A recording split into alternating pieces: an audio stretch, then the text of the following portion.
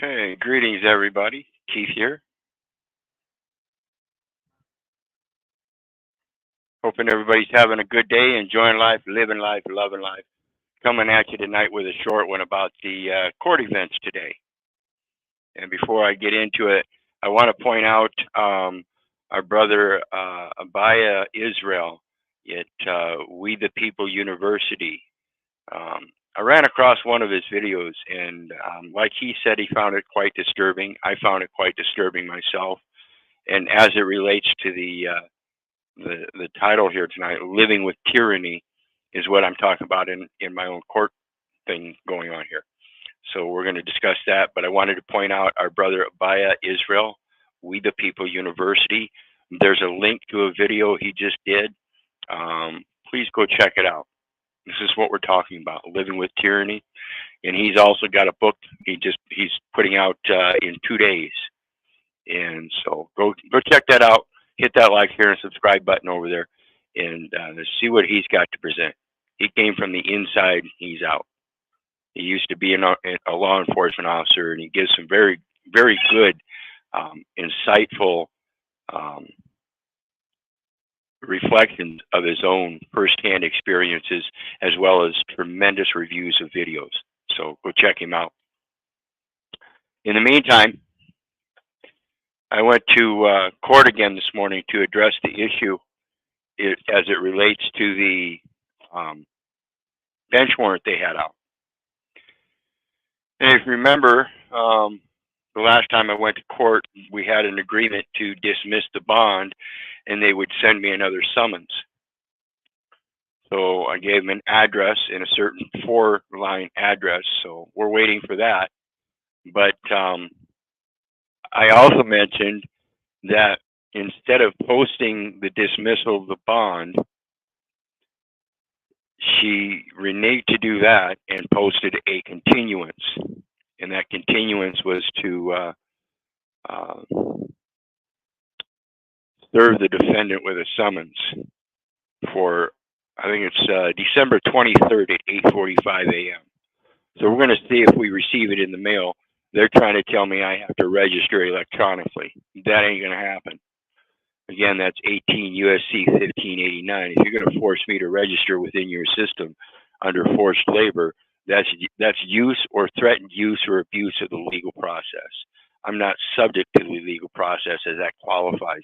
I'm not qualified as a resident, a United States citizen. I have no income, haven't had any for, and as the term income goes, I've never had any income. What they considered income and what I thought was income because of my own presumptions has been recorded, and some have had taxes paid on. But I haven't had any, quote, income for 7 years, no bank accounts for 7 years, no driver's license, no ID, no state minimum contacts for 7 years. So they have a little bit of a problem knowing that they did a diligent search to serve me but failed to serve me, and then assumed that when I went into court to correct things, they then turned around and placed a continuance as if though they had personal jurisdiction and qualified it as a defendant. So, like I said, I've got that other record, that financial index that will show that they're trying to make merchandise out of one of the children of Israel. As I stated in the previous videos, there is no citation, no long title, no disposition records, no bond found, no finances, and no charges. And yet Andrea Dreyer felt the need to place a bond or set a bond for $350 and then post it to the record.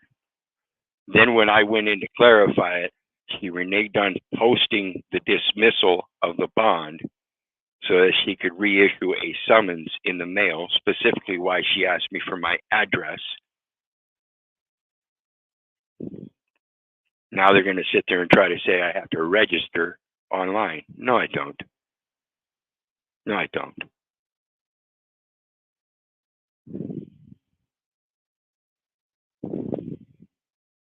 We made an agreement you would send me another summons in the mail and specifically requested the address to do so.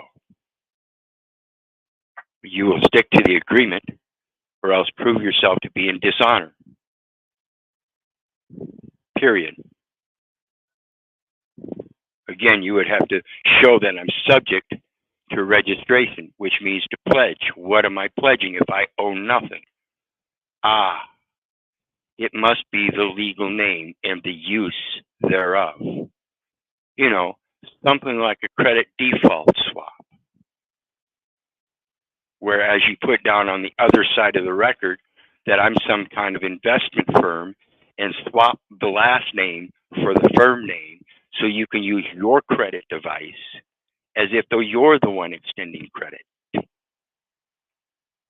Yet you name me a defendant, or the legal name of defendant, proving by form A0430, Administrative Office of the Supreme Court, of which the district courts are administrative courts thereof, and that form specifically shows that the defendant qualifies as the creditor. And while you're using the Social Security number as the obligor number, another conversion, it comes from a Social Security card, 15 U.S.C. 1602. Credit card means any card, plate, or credit device used to obtain money, property, or services, money, property, labor, or services on credit. Now, if you're using that Social Security number and you're converting it, that would also, again, seem to be evidence of a credit default swap, wherein you transfer the insurance underwriting risk to the defendant. I'm quite familiar with how this monetary system is rigged, and I'm not going to play any games. You posted a $350 bond. That's a millage rate bond.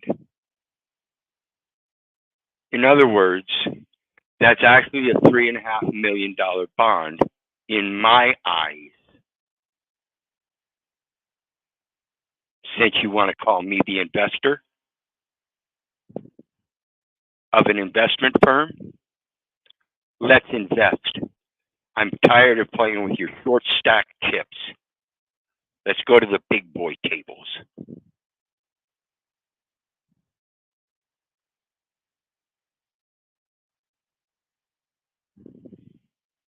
Have a good night, everybody.